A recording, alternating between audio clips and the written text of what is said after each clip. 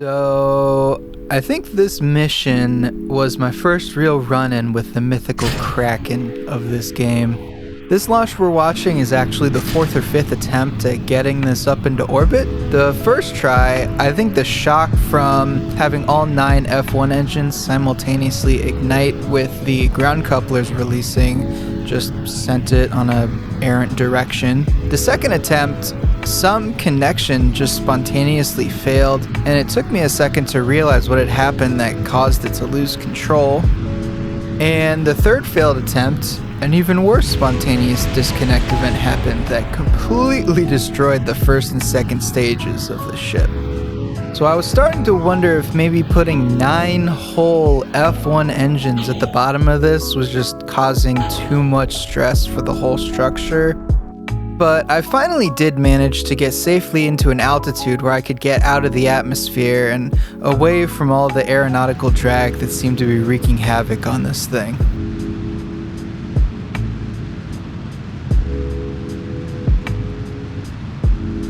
If you're wondering why I decided to be a lunatic and strap that many F1 engines to the bottom of one stage, my goal for this launch was to send a final habitation pod to the moon base, which you'll see here as the fairing deploys.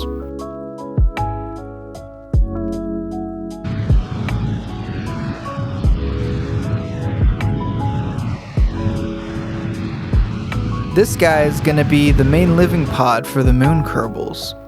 Because even though we solved the lack of beds issue in the previous mission, they started whining about getting pod fever and were getting annoyed at the inconvenience of having to suit up for an EVA just to walk back and forth. So this thing has plenty of space. It's got a casino, a hot tub, a mini fridge with egg salad sandwiches, as well as a hub at one end so the other pods can dock together, and this will all be one big interconnected station that the Kerbals will be able to move freely to and from certain areas without having to go EVA. But it almost didn't make it. I did add landing lights so I could do a quote-unquote night landing, since I know the terrain around the base is relatively flat. So this time I just waited to descend until my orbit was nearly over the landing zone.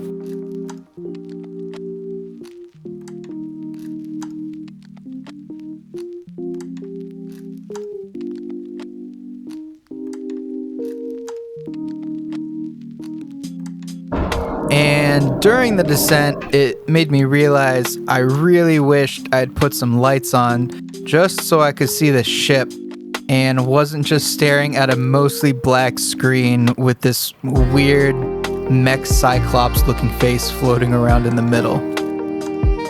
So more ship lighting was noted for future night landing missions.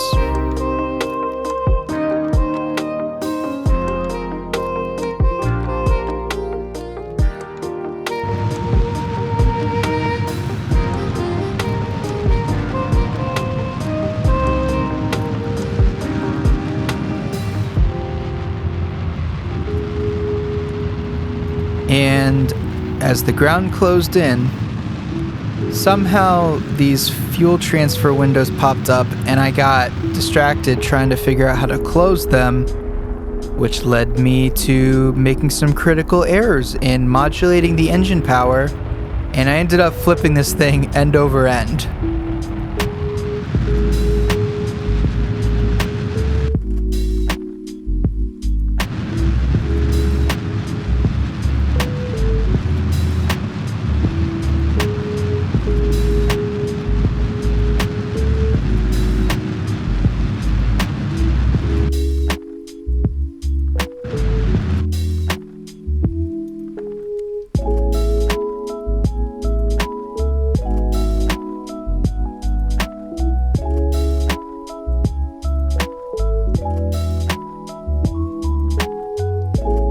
Somehow, miraculously, I ended up saving it and got it to softly land on its wheels, which was also a slight miracle. because this thing flipping over and over so much made me lose track of what side I was even looking at.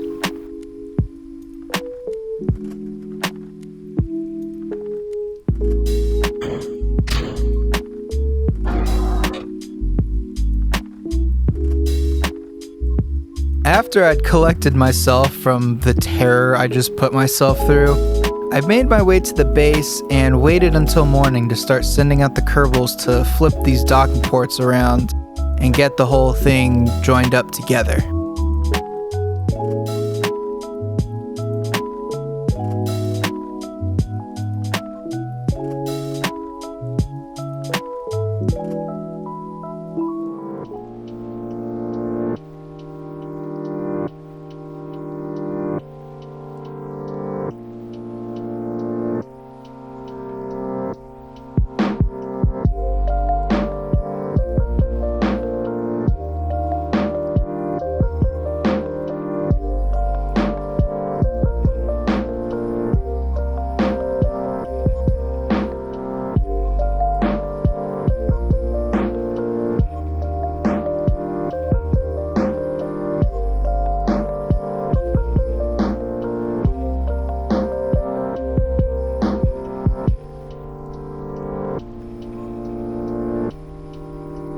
And it was a good thing I brought as many Kerbals as I did, because it seemed like I did end up needing all of them to reach the weight threshold to manipulate the ports.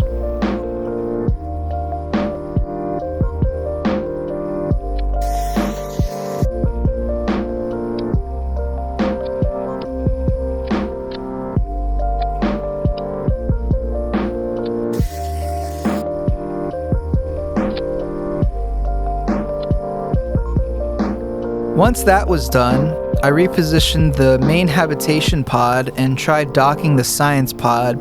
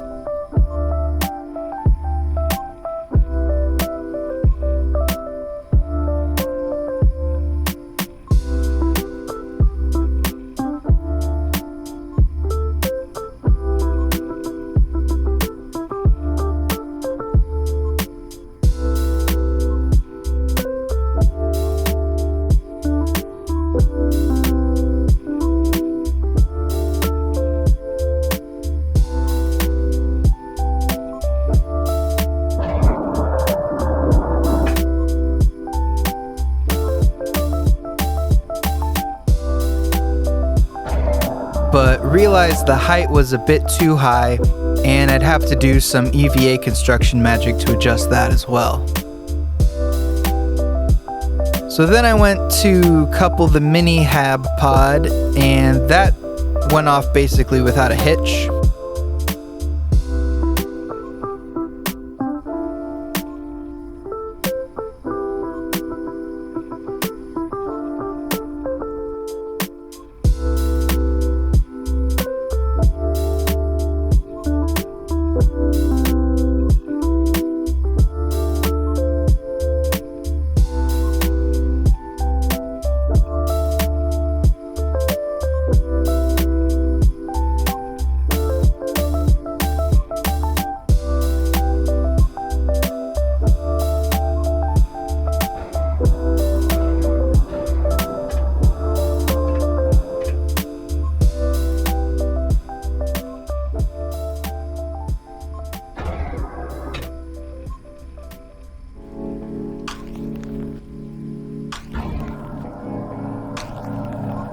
Knowing this theoretical concept was finally proven to be doable, I started working on adjusting the wheel positions to change the ride height of the science pod.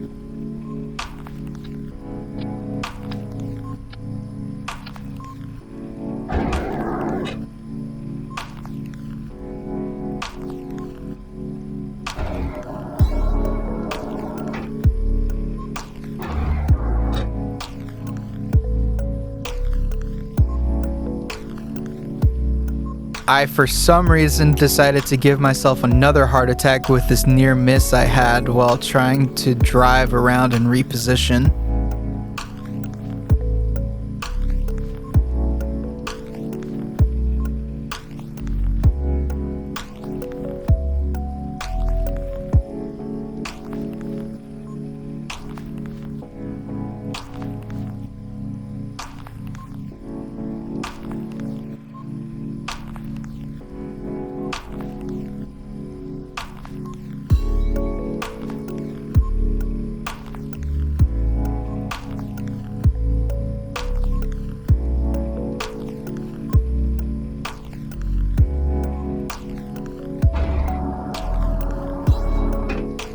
I adjusted the wheels another time.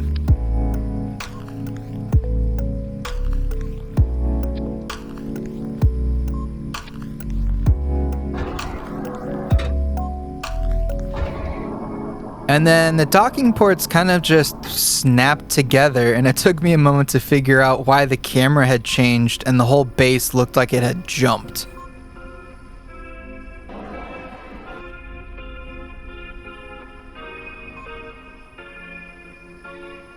So Dan Bald went back into the base.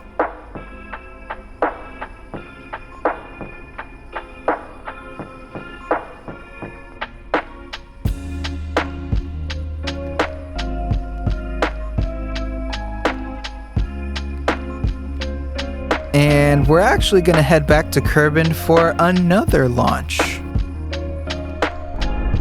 Oh yeah, we got 2 launches this video. And it's another style of rocket too.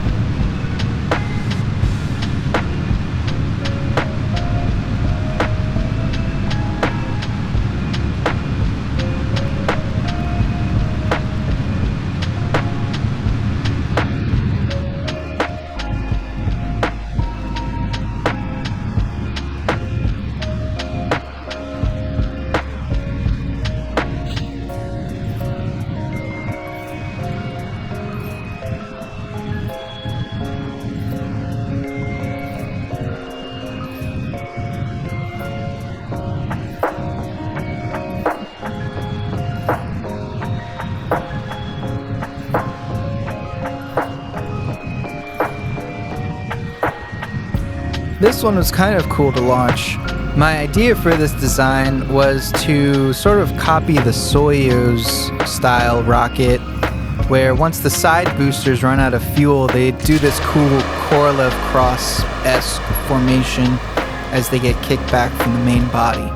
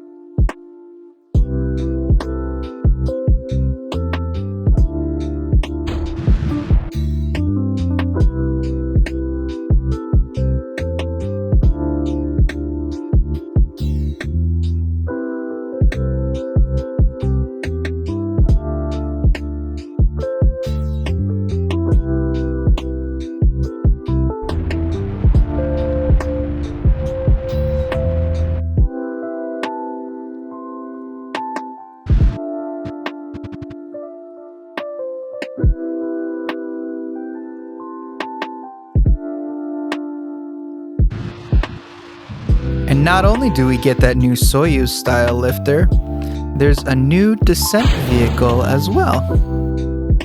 The payload for this launch is a Rover, so the Kerbals can explore around the surface a bit easier than with just their feet and EVA RCS packs. And I wasn't sure how I was feeling about the previous platform style of payload delivery, because I was kind of worried that the rover would flip over if I tried to just drive it off without designing some additional ramp system. So I went with this fancy little sky crane getup that you see here. And this one almost ended with disaster too.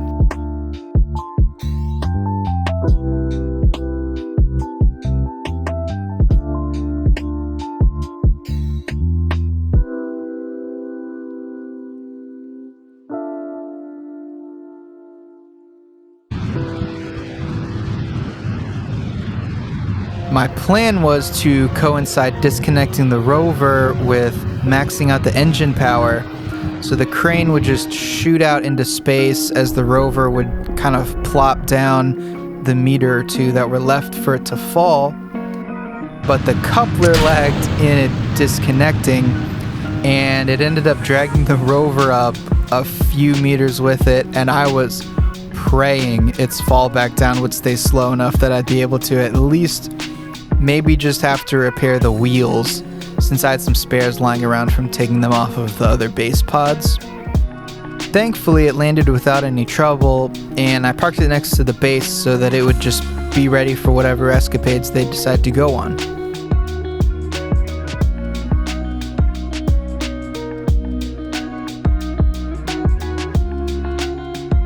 I didn't even record it, which I'm kind of mad about, but when I went back to the tracking station, I noticed that the sky crane was still on the tracking map, and I went to it, and I forgot that I put a probe controller on there so I could just fly the thing back to Kerbin and then maybe try and burn it up into the atmosphere. Somehow, the thing survived burning up into the atmosphere and then crashed into the ocean and survived crashing into the ocean as well. So kudos to whoever made that thing.